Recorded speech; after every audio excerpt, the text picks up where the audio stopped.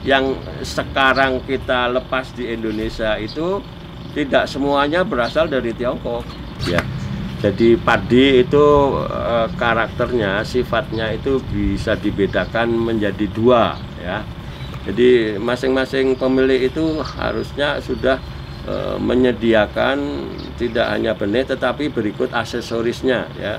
Mobil juga ada hibrid, ada yang BBM, ada dari matahari gitu kan. Itu pokoknya dua hal yang berbeda jadi satu, itulah hasilnya itu hibrid.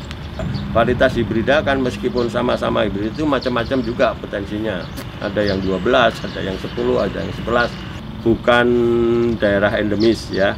Sporadis masih oke ya. Hibrida itu fleksibel, artinya ditanam di ekosistem apa saja.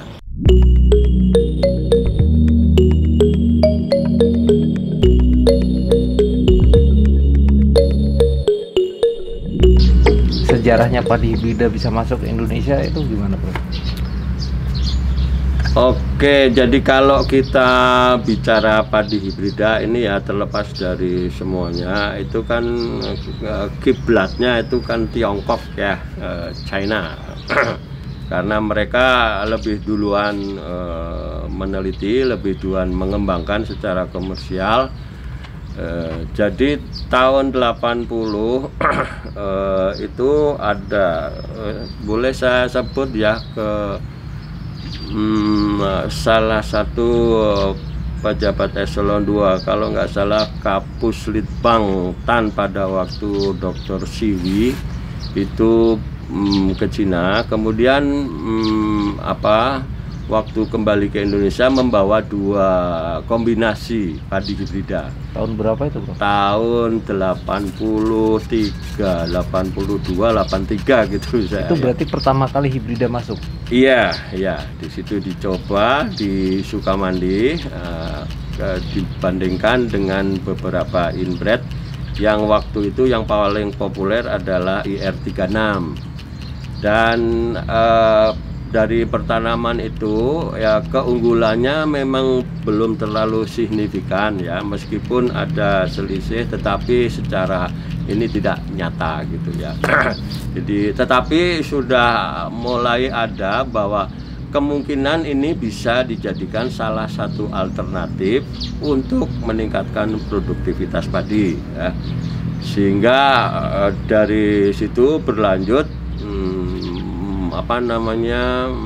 mengintroduksi beberapa kombinasi-kombinasi dari Cina lewat IRI ya, itu tahun 80-an itu ya. Berarti mbahnya hibrida itu ada di Tiongkok ya? Mbahnya dalam arti ilmunya iya ya, atau dalam arti mereka yang pertama kali meneliti iya, tetapi galurnya kan beda-beda gitu ya. Jadi yang sekarang kita lepas di Indonesia itu tidak semuanya berasal dari Tiongkok ya. Kalau pengertian mbah itu ya keturunan ya. Turunan ya. Kalau asal muasalnya karena mereka yang pertama kali atau yang duluan meneliti dan mengembangkan secara komersial itu memang Tiongkok. Tetapi yang kita lepas di sini itu tidak semuanya punya keturunan atau garis keturunan dari Tiongkok. Kendala awal saat pengembangan hibrida di Indonesia, misalnya apakah memang agroekosistem di Cina itu memang lebih bagus dibanding di kita? Kendala awal yang jelas itu adalah ketahanan terhadap hama penyakit ya. Hampir semua tetua-tetua yang didatangkan dari Cina itu tidak tahan hama penyakit utama di Indonesia. Hama penyakit utama padi di Indonesia tidak ada yang tahan. Itu kendala utama pada waktu itu. Kemudian juga produksi benihnya ya, produksi benihnya karena benih itu kan dihasilkan dari persilangan dua galur yang berbeda ya. Yang pada umumnya dua galur itu punya umur yang berbeda, supaya terjadi persilangan keduanya harus berbunga pada waktu bersamaan. Nah, inilah yang menjadi persoalan untuk mencapai sinkronisasi. Artinya masa berbunga tetua betina dan tetua jantan itu sama. Ini yang agak sulit dicapai di Indonesia. Jadi dua hal itu yang awalnya kita pandang sebagai kendala ya, ada ketahanan juga produksi benih. Untuk produksi benih bisa mencapai berapa ton itu di Indonesia? Sekarang ya? Iya. Sekarang itu bermacam-macam ya, ada tapi maksimal itu pernah kita capai 4 ton GKP, artinya calon benih ya. Dari 4 ton itu mungkin menjadi benih ya di atas 3 ton gitu ya. Tetapi kisarannya itu biasanya kalau kita rata-ratakan itu 1,5 sampai 2 ton per hektar benih ya, siap salur gitu ya. Kalau kita bicara soal hasil gabah itu kan masuknya karakter kuantitatif ya. Jadi padi itu karakternya, sifatnya itu bisa dibedakan menjadi 2 ya, sifat kualitatif dan kuantitatif ya. Kualitatif hampir tidak dipengaruhi oleh lingkungan, seperti warna kaki misalnya ya. ujung gabahnya apiculus itu juga berwarna, ada yang ungu, ada yang hijau ya. Seperti warna kaki di butong misalnya, itu warnanya ungu. Nah, itu kualitatif, itu tidak dipengaruhi oleh lingkungan. Tapi hasil gabah itu adalah karakter kuantitatif yang pengaruh lingkungannya besar ya. Pengaruh lingkungan di sini termasuk adalah komponen-komponen di dalam teknologi budidaya. Ada pupuk, ada jarak tanam, ada air, ada jenis tanah, ada temperatur, macam-macam. Nah, itu semuanya bisa menentukan tinggi rendahnya. Termasuk juga serangan sama penyakit ya. Jadi meskipun ketinggiannya sama di dataran rendah, sama-sama dataran rendah, tetapi kalau komponen-komponen tadi berbeda, pasti hasilnya akan berbeda. Oleh karena itu dalam masing-masing varietas itu harus dicarikan komponen yang sesuai ya, budidaya yang sesuai, teknik budidaya yang sesuai untuk masing-masing varietas tersebut. Dan itu harusnya dilakukan atau ya disampaikan ya, dilakukanlah oleh pemilik varietas yang bersangkutan. Jadi ya misalnya mapan itu pemiliknya siapa ya, sembada atau hipa itu oleh BB Padi gitu ya. Jadi masing-masing pemilik itu harusnya sudah menyediakan tidak hanya benih tetapi berikut aksesorisnya ya, termasuk juga teknik-teknik budidaya yang spesifik varietas tadi. Sama-sama hibrida, Bro. Ini hibrida padi, ini hibrida jagung. Perbedaannya di mana? Kalau secara ini sih hibrida itu sama untuk tanaman apapun ya, dari teknik perakitan dan juga bukan, maksud saya produksi benihnya. Kalau hibrida itu mau jagung mau padi itu pasti hasil persilangan gitu ya. Tentu 2 galur, 2 tetua yang secara genetik berbeda. Tuh. Sama. Kelapa juga. Iya, kelapa hibrid itu semua sama gitu ya. Dan tidak hanya tanaman, misalnya sekarang Zoom hybrid ya, ada yang pakai apa itu? Hybrid itu artinya ada offline, ada online virtual gitu ya. Jadi 2 gitu ya. Mobil juga ada hibrid, ada yang BBM, ada dari matahari gitu kan. Itu pokoknya 2 hal yang berbeda jadi satu, itulah hasilnya itu hibrid. Itu kelemahannya di mana itu? Dan kelebihannya apa hibrida itu? Kelebihannya itu yang utama dan kita selalu jadikan tujuan utama adalah dalam hal produktivitas ya. kalau bicara hibrida, pasti pertama kali yang dituju atau dilihat adalah produktivitasnya harus lebih tinggi dibanding yang inbred gitu ya.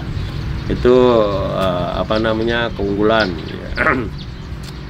Kelemahannya agak susah digeneralisasi kalau itu menyangkut karakter ya.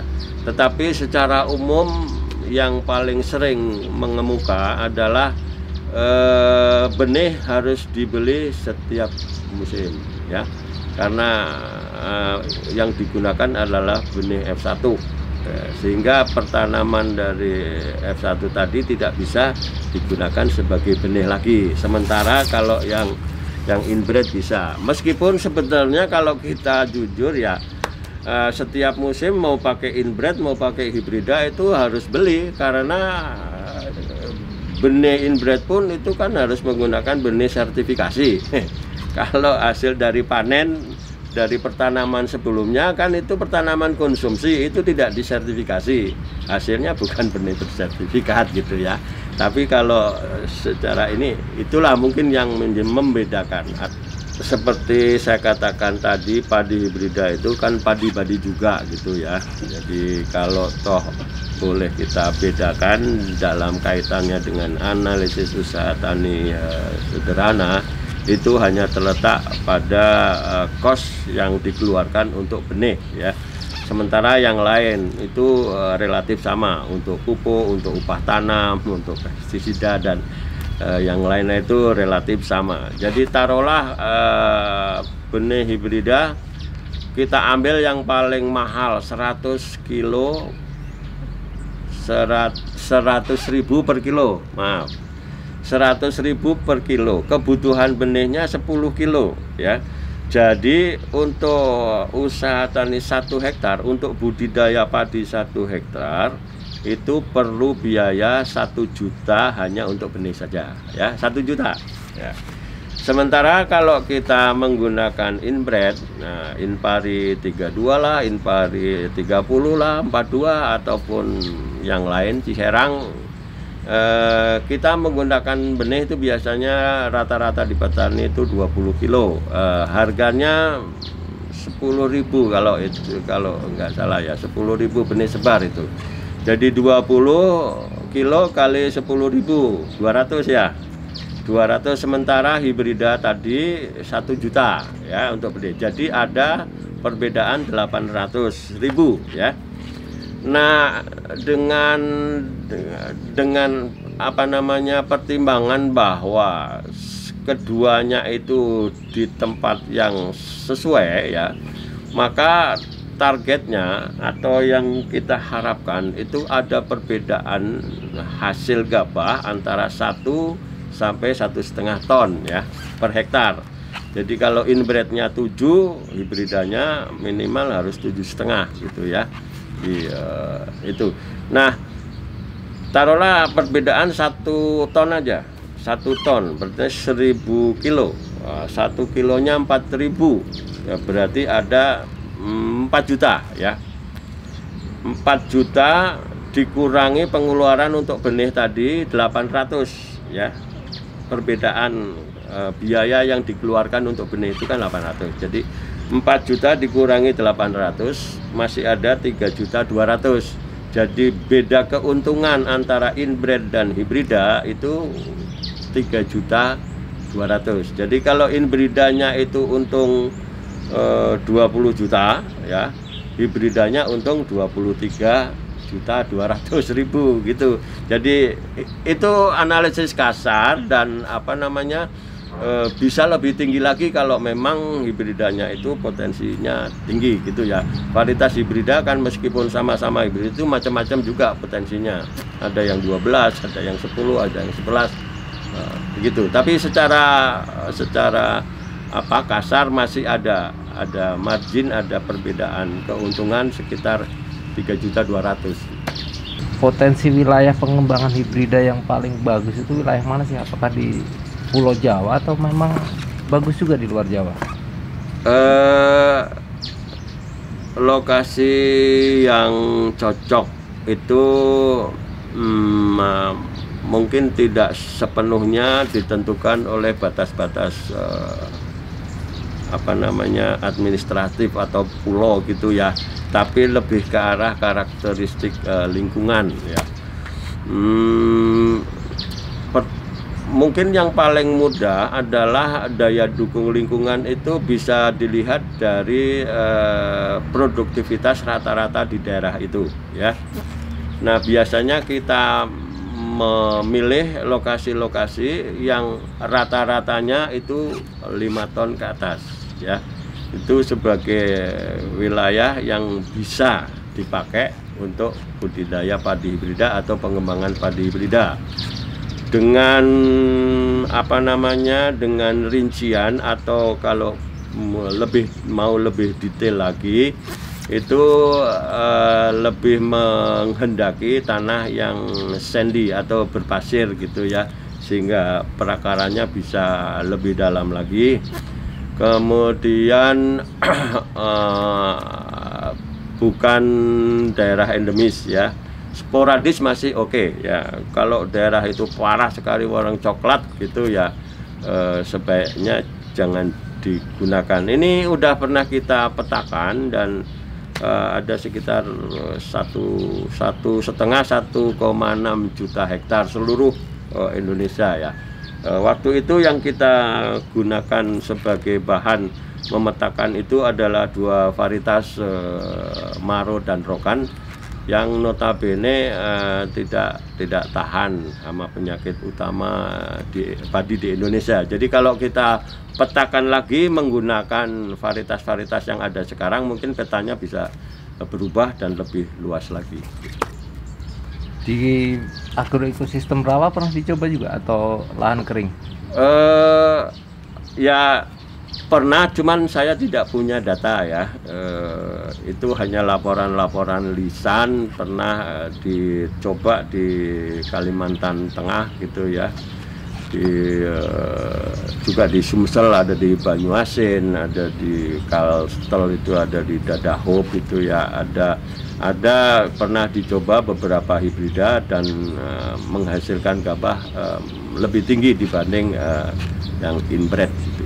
Jadi hibrida itu fleksibel, artinya ditanam di ekosistem apa saja sepanjang tetua pembentuknya itu punya genetic background untuk ekosistem yang bersangkutan ya. Kalau bapak ibunya gogo kita buat ya, hibridanya bisa ditanam di lahan kering sebagai padi gogo. Demikian juga untuk padi rawa.